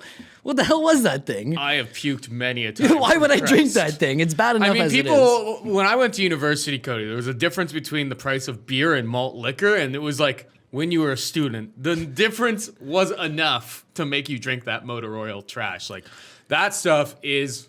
Our old boy, co-host of the show, main event Kent. He, I remember seeing him like shotgun 2 of those back to back and then puke all over downtown Ottawa. We don't have to say his last name. So No. He can be referred to as main event Kent. Yeah, so well, that- he used to be on the show once upon a time, 6 years ago. You can dig it up if you're looking for it. But. Yeah. So one time, similar thing. It's like, okay, only have $5. Gonna get drunk. Best plan of action, bottle of Old English. It's a 40. It's malt liquor. It's just like, you know what? Drink it as fast as you can. You'll get drunk for sure. You drink one of those as fast as you can. Oh. You get drunk for sure. Oh, yeah. But it at least in my case, and I was probably like 17 years old, but oh boy. And now it's very hard for me to drink malt liquor. It's like one of those things you get stung when you're a kid, can't go back to it. I don't think you ever get comfortable with drinking malt liquor. Well, some people like malt liquor. It's like menthol cigarettes, right? And I Nobody like menthol cigarettes. No. But Homeless people nobody like- likes menthol cigarettes. I could see it being the same thing for malt liquor. I think malt liquor has only ever. I don't think people even buy, at least in our country. I don't think people even buy malt liquor anymore because they raised the prices on it. Whereas like it's when like the buck of beer came in. Remember back in the day, we're giving you like Canadiana or beer prices in Canada. But remember when there was like the buck of beer. Lakeport and Laker and all those other when those things came out, like malt liquor sales probably plummeted because all the other option that you had before was like regular beers, and those were considerably more expensive. Once they started coming out with the dollar a beer things, like there's no good reason for anybody to have Old English or Crest. That stuff, Crest. What was the other one? Mongoose. No, Mongoose I drank was like real nasty too. yeah. Black Bull was the one I used to drink in university. And if I had 2 of them, it was a pretty drunk night. 3 of them, it's like you were passed out somewhere at some point. Oh, like yeah, disastrous. no. We would drink the nut low beers were James Reddy. Do you remember James Reddy? Oh, yeah. Yeah, James Reddy. That's like part of the Boxer the buck of Lager, beer. Lucky Lager, and then Lakeport. Lakeport Honey. Mind you, I drank so much of that shit when I didn't know what beer was supposed to taste like. So you didn't really see. I got you You're never had to go through the malt liquor phase of being like a poor student. You're a little bit younger, and the malt liquor craze or desperation was not really a thing for you because by the time you started drinking, clearly Lakeport Honey Brew, all of the beers that replaced They were all buck of beers. They were all buck they of beers. replaced my consumption of malt liquor because they started creating cheap beers. There was no cheap beers before those ones came out, though. No, again, you'd have to buy Old English, Colt 45. There was one other one, but it's boozy beer. You can buy like a can or 2 and you get away with beer. it. Mongoose. Mongoose was the other one. Mongoose, Colt Mongoose. 45, and Old English. Black Bull was the one I used to Black drink, too. Bull. Yeah. Yeah, that shit. Jeez, that That'll takes me put back hair to on a your sad chest. fucking time. It was a sad existence. Okay, you know what? Nikita shoey. Krylov wins, or I'm doing a fucking shoey next week, and he's the underdog too. highest variance- Yeah, I know, Paul. The highest variance I know, fight. Paul. Let's fucking go. I love it. We're I love fucking it. going for it. The motherfucker better win here. Judges not gonna. You know what? Last time I got fucked on a split. This time There's it's not going to decision. There shouldn't be a decision here. But So if any fight on the card is least likely to fuck me on the scorecards, it's going to be this one. I think Krylov gets the job done. Bold enough to say that he's going to be my shoey. booty in of the week. He's my boot-in of the week. And yeah, I really don't. Okay, I'm not going to lie. The beer tastes the same. Mm-hmm.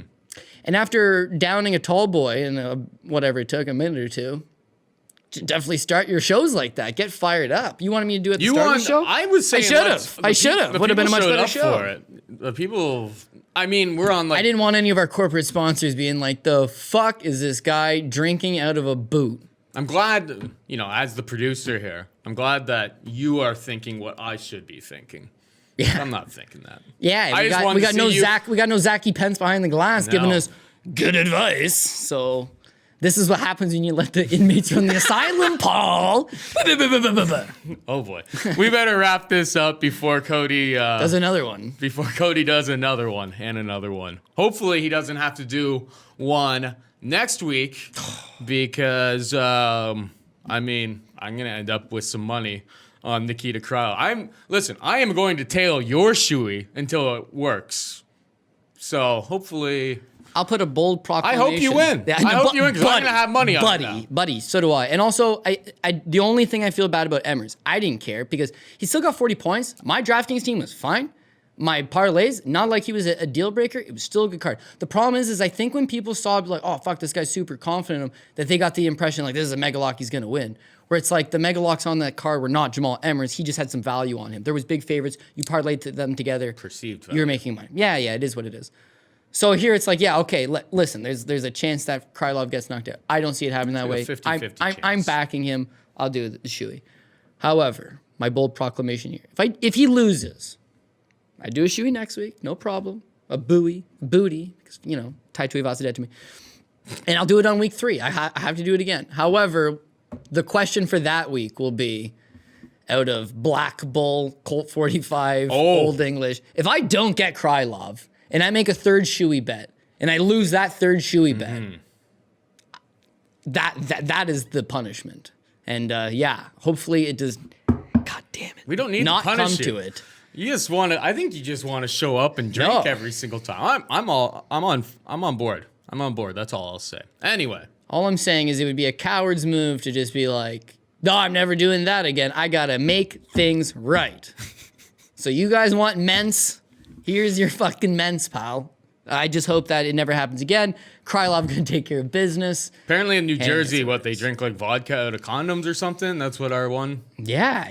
Was that Bufo? I think it was Bufo that said that. Yeah, that's pretty intense. 2 Or shots was of it Garrett or Everclear. Goran Gantua? It was one of the two. It was Bufo. 2 shots of Everclear out of a condom. And 2 shots of Everclear. Cody Saftic don't play that, so Yeah. I don't know what to say. So here we are doing booties. Anyway, that was Cody Saftic. Thank you for joining the show as always. For Cody, I am Paul saying goodbye and good luck. Mayo experience. Experience.